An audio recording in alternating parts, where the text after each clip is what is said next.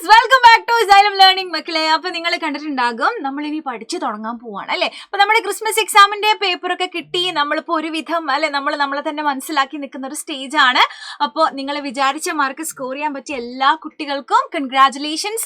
And ഒരു കാര്യം കൂടെ നിങ്ങൾ ഓർമ്മിപ്പിക്കുകയാണ്, ഒരു പക്ഷേ നമ്മളുടെ കഴിഞ്ഞ എക്സാമിനെ അത്ര തന്നെ സീരിയസ്നെസ്സോട് കൂടി കാണാത്ത കുട്ടികൾക്ക് വിചാരിച്ച അത്ര മാർക്ക് കിട്ടിയിട്ടുണ്ടാവില്ല. പക്ഷെ നോ പ്രോബ്ലം, കാരണം നമ്മുടെ തെറ്റായി അല്ലെ, നമ്മളെ തെറ്റാണത്, നമ്മളത് വിചാരിച്ച പോലെ കണ്ടില്ല. പക്ഷെ നോ പ്രോബ്ലം, അത് വിട്ട്, കാരണം എക്സാം കഴിഞ്ഞു, പേപ്പർ കിട്ടി, എല്ലാം കഴിഞ്ഞു.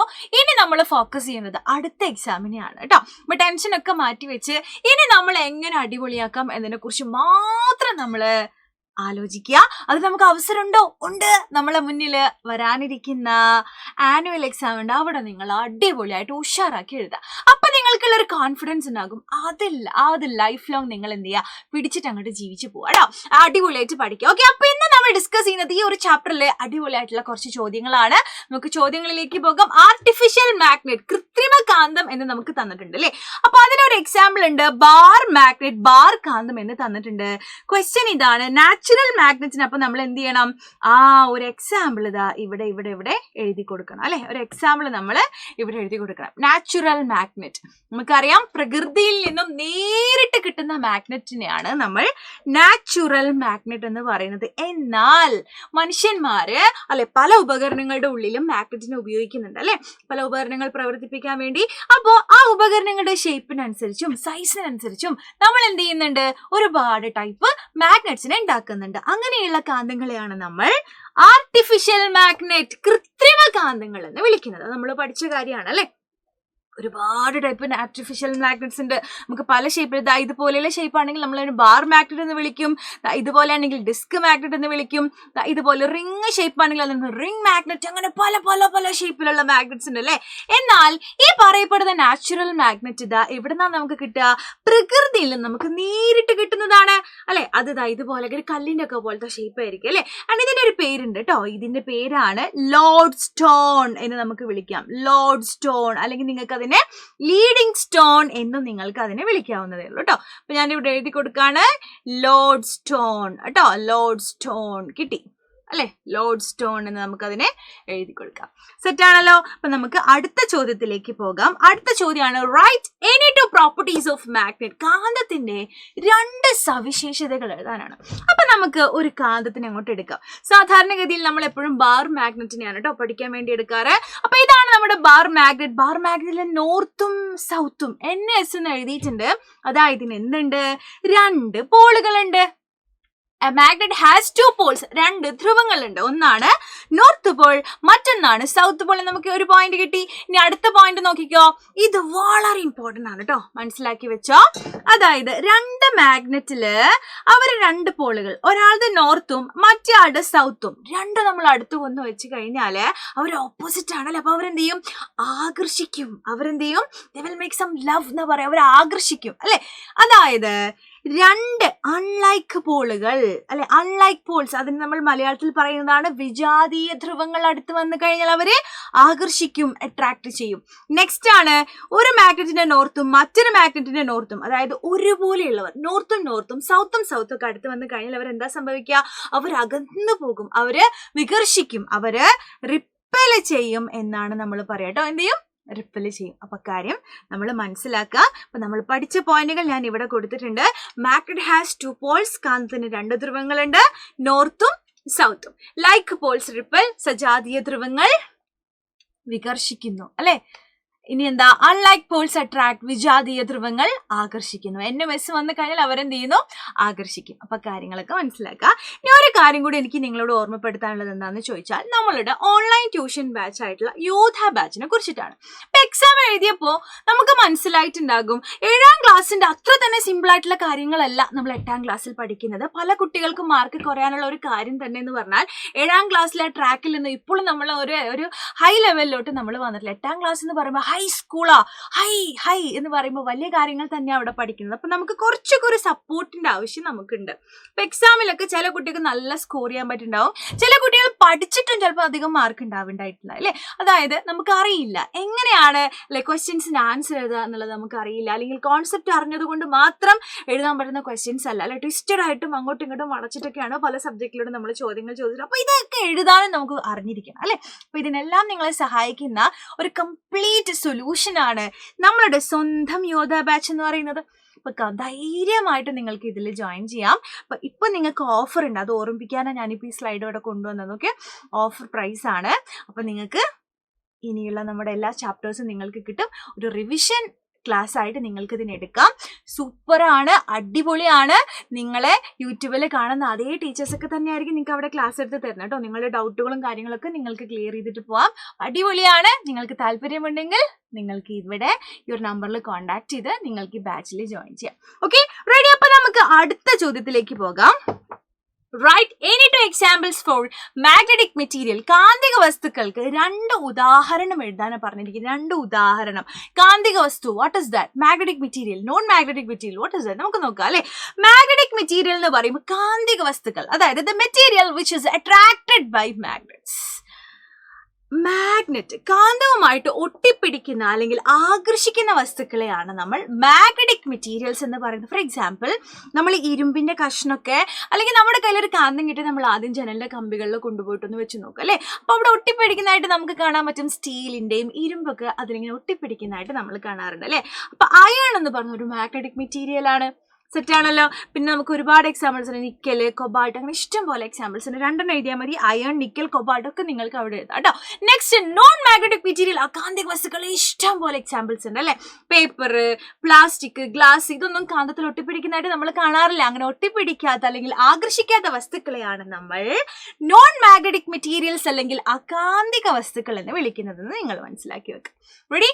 ഓക്കെ, അപ്പൊ അതും നമ്മൾ എന്ത് ചെയ്തു, സെറ്റാക്കി കഴിഞ്ഞു. അപ്പൊ നിങ്ങൾ അതിനെ കുറിച്ചൊക്കെ നിങ്ങൾക്കൊരു ഓർമ്മയൊക്കെ വേണം കേട്ടോ.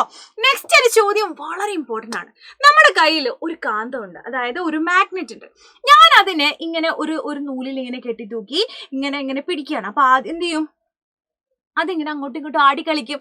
എന്നാൽ കുറച്ചു നേരം കഴിയുമ്പോൾ അതിങ്ങനെ സൈലന്റ് ആയിട്ട് അല്ലെ എന്തിങ്ങനെ ആടാതെ അനങ്ങാതെ ഇങ്ങനെ നിൽക്കും.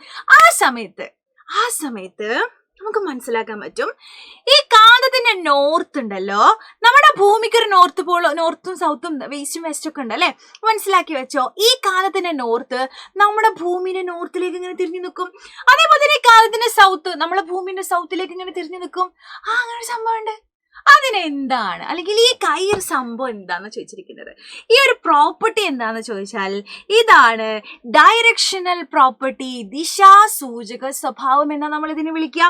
അതായത് കാന്തങ്ങൾ വടക്കു തെക്ക് ദിശയിൽ അലൈൻ ചെയ്ത് നിൽക്കുന്നത് പ്രോപ്പർട്ടിയാണ് ഡയറക്ഷണൽ പ്രോപ്പർട്ടി അല്ലെങ്കിൽ ദിശാസൂചക സ്വഭാവം എന്ന് നമ്മൾ വിളിക്കും. അത് മനസ്സിലാക്കി വെക്കണം കേട്ടോ. ഇത് ഉപയോഗിച്ചിട്ടുള്ള ഒരു ഉപകരണത്തിന്റെ പേര് ചോദിച്ചാൽ യു ക്യാൻ റൈറ്റ് കാന്തിക കോമ്പസ് അല്ലെങ്കിൽ മാഗ്നറ്റിക് കോമ്പസ്. പണ്ട് കാലത്തുള്ള ആൾക്കാരൊക്കെ അല്ലെ ഈ ഒരു ഉപകരണം ഉപയോഗിച്ചിട്ടാണ് ഡയറക്ഷൻ ഒക്കെ മനസ്സിലാക്കി. ഇപ്പോഴും അതിന്റെ ആവശ്യമുണ്ടോ? ഇല്ല. ഇപ്പൊ ജസ്റ്റ് ഗൂഗിൾ മാപ്പിനോട് പറഞ്ഞാൽ മതി അല്ലെ. ഇപ്പൊ എവിടെ വെച്ചാൽ നമ്മൾ എത്തിച്ചേരും അല്ലെ, ഡയറക്ഷൻ ഒക്കെ ഇട്ട് തരും. പക്ഷെ പണ്ട് കാലത്തൊക്കെ ഇതൊക്കെയായിരുന്നു നമ്മൾ ഉപയോഗിച്ചിട്ടുണ്ടായിരുന്നു അല്ലെ. Okay, ready? അങ്ങനെയാണെങ്കിൽ അടുത്തൊരു സംഭവം എന്ന് പറഞ്ഞാൽ വളരെ ഇമ്പോർട്ടന്റ് ആയിട്ടുള്ള ഒരു കാര്യമാണ്. 2 കാന്തങ്ങളുണ്ട് കേട്ടോ നമ്മുടെ കയ്യിൽ. 2 കാന്തങ്ങളുണ്ട്. ഇതിൽ ഏത് പോളാന്ന് എനിക്കല്ല. നോർത്തും ആവാം, ചിലപ്പോൾ നോർത്തും സൗത്തും ആവാം, ചിലപ്പോൾ സൗത്തും എന്താവാം അറിയില്ല. പോട്ടെ, എന്താവാം. ചോദ്യം ഇതാണ്, ഈ എയുടെയും ബിയുടെയും ധ്രുവത, അതായത് സൗത്ത് ആണോ ഇത് നോർത്ത് ആണോ, ഇത് നോർത്ത് അത് സ്ഥലത്ത് എന്താന്ന് എഴുതി കൊടുക്കാനാ പറഞ്ഞിരിക്കുക. എങ്ങനെ നമ്മൾ മനസ്സിലാക്കും ഗൈസ്? അതിനാണ് നമ്മൾ ഒരു മാഗ്നറ്റിന്റെ ചുറ്റുമുള്ള ഒരു സംഭവത്തെ നമ്മൾ പഠിക്കേണ്ടത്. നമുക്കറിയാം ഏതൊരു കാന്തത്തിന് ചുറ്റും അതിന്റെ ശക്തി ഫീൽ ചെയ്യുന്ന ഒരു സ്ഥലമുണ്ട് അല്ലെ. അതായത് ഇതിപ്പോ ഒരു കാന്താണെങ്കിൽ ഞാൻ അങ്ങ് കൊയിലാണ്ടി പോയി അല്ലെങ്കിൽ കുറച്ച് അപ്പുറത്തോ അല്ലെങ്കിൽ ഇവിടെയൊക്കെ കൊണ്ടുപോയിട്ട് ഞാനൊരു ഇരുമ്പിന്റെ ആണിയെ വെച്ച് കഴിഞ്ഞാൽ അത് ആകർഷിക്കോ? ഇല്ല. നമ്മൾ ഏകദേശം അതിന്റെ അടുത്തൊക്കെ കൊണ്ടുപോയിട്ട് ഒരു ആണിയെ വെച്ച് കഴിഞ്ഞാൽ അതിൽ ആകർഷിക്കുള്ളൂ അല്ലെ. അതായത് ഒരു കാന്തത്തിന് ചുറ്റും അതിന്റെ ശക്തി ഫീൽ ചെയ്യുന്ന കുറച്ച് സ്ഥലമുള്ളൂ. ആ സ്ഥലത്തെയാണ് നമ്മൾ മാഗ്നറ്റിക് ഫീൽഡ്, കാന്തിക മണ്ഡലം എന്ന് പറയുന്നത്. അതുകൊണ്ടാണ് ഞാൻ ഇവിടെ അല്ലെങ്കിൽ അങ്ങ് കൊയിലാണ്ടിയിലും കൊച്ചിയിലൊക്കെ കൊണ്ടുപോയി വെച്ചാൽ അത് ആകർഷിക്കൂല. നമ്മൾ കുറച്ചൊക്കെ അതിന്റെ ആ ഒരു ഫീൽഡിന്റെ ഉള്ളിൽ വരുന്ന രീതിയിൽ വേണം നമ്മൾ കാന്തിക വസ്തുക്കളെ വെക്കാൻ. അപ്പൊ അത് ആകർഷിക്കുന്നതായിട്ട് നമുക്ക് കാണാൻ പറ്റും. ഓക്കെ, അപ്പൊ the region around A magnet where magnetic effect is influenced. അതിനെയാണ് നമ്മൾ വിളിക്കുക മാഗ്നറ്റിക് ഫീൽഡ്, കാന്തിക മണ്ഡലം എന്ന് നമ്മൾ വിളിക്കുന്നത്. ഓക്കെ, കാന്തിക മണ്ഡലം എങ്ങനെയാ നോക്കിക്കോ, വളരെ രസമാണ്. നോക്കടാ, എപ്പോഴും ഇങ്ങനെയായിരിക്കും കേട്ടോ. എപ്പോഴും നോക്കിയോ, ഇങ്ങനെ ഇങ്ങനെ ഇങ്ങനെ ലൂപ്പുകൾ ഉണ്ടാക്കും. നോക്കടാ, ഇങ്ങനെ ഇങ്ങനെ ഇങ്ങനെ ഇങ്ങനെയാണ് അല്ലെ. ഇത് നിങ്ങൾ മനസ്സിലാക്കി വെക്കണം കേട്ടോ. ഓക്കെ, ഇതൊക്കെ ഇങ്ങനെ കംപ്ലീറ്റ് വേണമെങ്കിൽ നമുക്ക് ഇങ്ങനെ വരച്ചു കൊടുക്കുകയൊക്കെ ചെയ്യാം കേട്ടോ. വരച്ചു കൊടുത്തിട്ടില്ലെങ്കിലും ഇങ്ങനെങ്കിലും വരച്ചാൽ മതി നിങ്ങൾ. അതായത് ഇതാണിപ്പോ ഒരു കാന്തമെങ്കിൽ, എവിടെടാ, ഇതാണിപ്പോ ഒരു കാന്തമെങ്കിൽ ഇത് നോർത്തും ഇത് സൗത്തും. എങ്ങനെയാ മാഗ്നറ്റിക് ഫീൽഡ് വരക്കുക? ഇതുപോലെ കൂട്ടിമുട്ടാൻ പാടില്ല കേട്ടോ. ഒരിക്കലും അവരെവിടെയും കൂട്ടിമുട്ടാൻ പാടില്ല. അത് നമുക്ക് പ്രത്യേകം ശ്രദ്ധിക്കണം. ഇങ്ങനെ ഇങ്ങനെ ഇങ്ങനെ വരച്ചു കൊടുത്താൽ മതി. ഈ ഡയറക്ഷനും കൂടെ ഇമ്പോർട്ടന്റ് ആണ് കേട്ടോ. ഡയറക്ഷൻ എപ്പോഴും നോർത്തിൽ നിന്നും സൗത്തിലേക്കാണ് ഉണ്ടാവുക. ഓക്കെ, അപ്പൊ നമ്മുടെ ചോദ്യം ഇതാണ്. ഇങ്ങനെയുള്ള രണ്ട് മാഗ്നറ്റിന് ഇതുപോലെയുള്ള മറ്റൊരു മാഗ്നറ്റിനെയും ഞാൻ ഇത് കൊണ്ടുവച്ചു, അടുത്ത് കൊണ്ടുവന്നു കേട്ടോ. അപ്പൊ നമുക്കറിയാം എല്ലാ മാഗ്നറ്റിന് ചുറ്റും അതിൻ്റെതായിട്ടുള്ള എന്തുണ്ട്, മാഗ്നറ്റിക് ഫീൽഡ് ഉണ്ട്. അതിന് നമുക്ക് ഇങ്ങനെ വരകൾ ഉപയോഗിച്ച് റെപ്രസെന്റ് ചെയ്യാം. ആ വരകളെയാണ് നമ്മൾ മാഗ്നറ്റിക് ഫീൽഡ് ലൈൻസ്, കാന്തിക ബലരേഖകൾ എന്ന് വിളിക്കുന്നത്. ഓക്കെ, അങ്ങനെയാണെങ്കിൽ ഈ രണ്ട് മാഗ്നറ്റിക് ഫീൽഡ് ഉണ്ടല്ലേ അല്ലെ. നോക്കൂ, രണ്ട് കാന്തങ്ങളുണ്ട്. അപ്പൊ ഈ രണ്ട് കാന്തങ്ങളുടെ ഞാൻ ഇവിടെ നോർത്തും, നോക്കൂ, രണ്ട് കാന്തങ്ങൾ വെച്ചു. ഇയാളുടെ നോർത്താണ്, ഇതിവിടെ ആണെങ്കിൽ ഇയാളുടെ സൗത്ത് ആണ്. അപ്പൊ ഈ ഫീൽഡ് ലൈൻസ് തമ്മിൽ എങ്ങനെയാ നിൽക്കുക? ഇവരിങ്ങനെ നോക്കിങ്ങനെ നിൽക്കുക അല്ല, കാരണം ഇയാൾക്ക് ഇയാൾ ഇഷ്ടമാണ്, ഇയാൾക്ക് ഇയാൾ ഇഷ്ടമാണ്. അപ്പൊ അവർ തമ്മിലൊരു ബോണ്ട് അങ്ങോട്ട് ഉണ്ടാക്കും. അപ്പോ രണ്ട് കാന്തങ്ങൾ നമ്മൾ വെച്ച് കഴിഞ്ഞു, ഇത് നോർത്തും ഇത് സൗത്ത് ആണെന്ന് വിചാരിച്ചോളൂ. അപ്പൊ എന്താ സംഭവിക്കുക? ഇവർ തമ്മിൽ ആകർഷിക്കും അല്ലെ. അപ്പൊ ഇവരുടെ ഫീൽഡ് ലൈൻസുകളുടെ അവസ്ഥ എന്തായിരിക്കും എന്ന് മനസ്സിലാക്കുക. ഇവർ അങ്ങോട്ടും ഇങ്ങോട്ടും ബോണ്ടുകൾ ഉണ്ടാക്കുകയാണ് ചെയ്യുക കേട്ടോ. ഡയറക്ഷൻ എപ്പോഴും നോർത്തിൽ നിന്നും സൗത്തിലേക്കാണ്. അതായത് ഈ ഫീൽഡ് ലൈൻസുകൾ തമ്മിൽ ബോണ്ട് ഉണ്ടാക്കും. ഇതുപോലെയാണ് വരിക, നോർത്തും സൗത്തും ഇങ്ങനെ ബോണ്ട് ഉണ്ടാക്കും. എപ്പോഴും ഡയറക്ഷൻ ശ്രദ്ധിക്കുക, നോർത്തിൽ നിന്നും സൗത്തിലേക്കായിരിക്കും കേട്ടോ. അതായത് ഇവിടെ ഉള്ളാകുന്ന ഈ ഒരു സംഭവം ഉണ്ടല്ലോ, ഈ ലൈൻസ് ഇങ്ങോട്ടും ഇങ്ങോട്ടും വരികയാണ് ചെയ്യുക. അതിനെയാണ് ഞാൻ ഇങ്ങനെ വരച്ചു കൊടുത്തത് കേട്ടോ. അപ്പൊ നോർത്തും സൗത്തും വന്നു കഴിഞ്ഞാൽ ഇങ്ങനെ ഒരു ബോണ്ട് ഉണ്ടാക്കും. അപ്പൊ അതേപോലത്തെ ഒരു ചിത്രമല്ലേ നമുക്ക് ഇവിടെ തന്നിട്ടുള്ളത്. നോക്കൂ, ഇവര് ബോണ്ട് ഉണ്ടാക്കിയിരിക്കുകയാണ് അല്ലെ. അതായത് ഇവര് ഓപ്പോസിറ്റ് ആണെന്ന് അർത്ഥം. ഓപ്പോസിറ്റ് ആണെങ്കിൽ മാത്രമേ ഇവര് ബോണ്ട് ഉണ്ടാക്കുള്ളൂ കേട്ടോ. അവര് ലവിലാണ്.